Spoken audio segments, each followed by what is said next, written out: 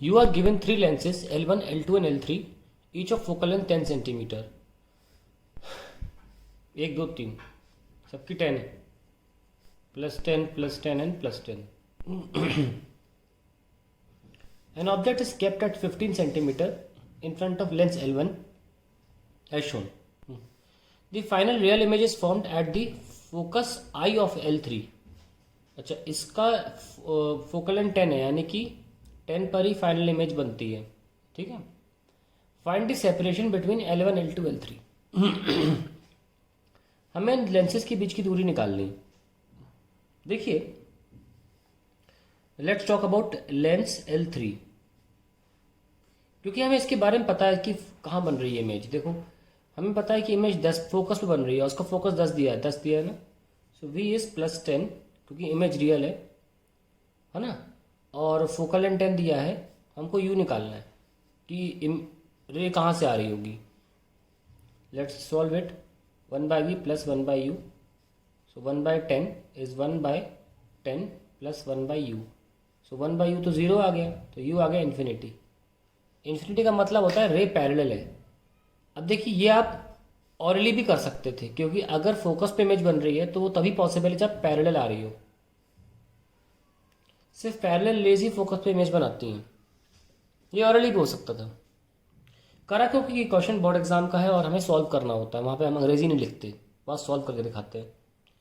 चलिए, अब आप खुद सोचिए, अगर ये रेस पैरेलल है तो इस लेंस के, ये लेंस चाहे यहाँ होती, चाहे इन्फिनिटी पर होती, चाहे चिपकी होती,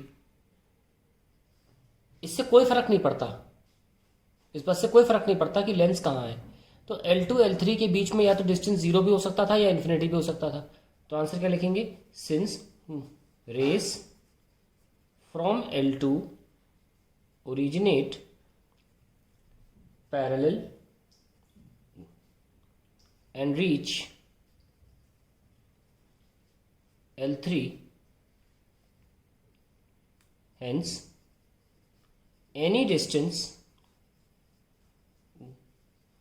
between 0 and infinity is possible.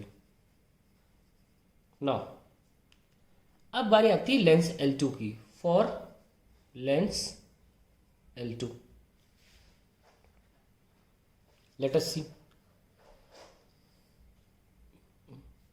1/f2, ये f3 था, is 1/v2 + 1/u2.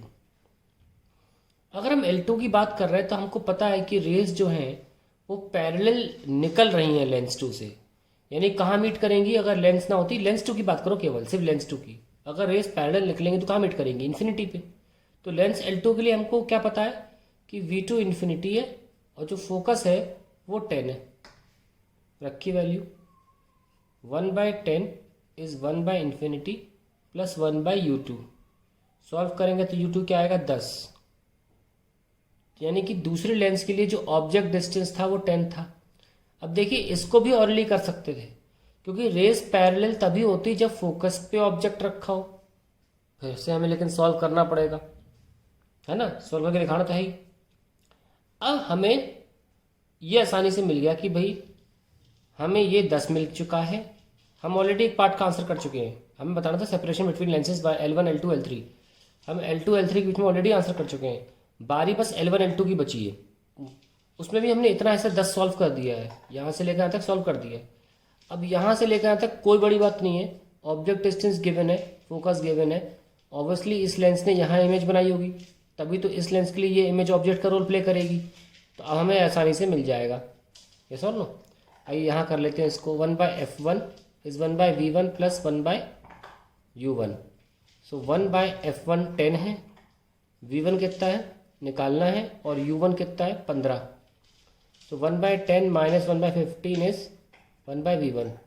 15, 5 and 150, it is coming out to be 5/150, 30. Solve करने पर 30 आ रहा है v1. सो फाइनली इनके बीच की दूरी कितनी हो गई? 30 + 10, 40 centimetre. And that is the answer to the question.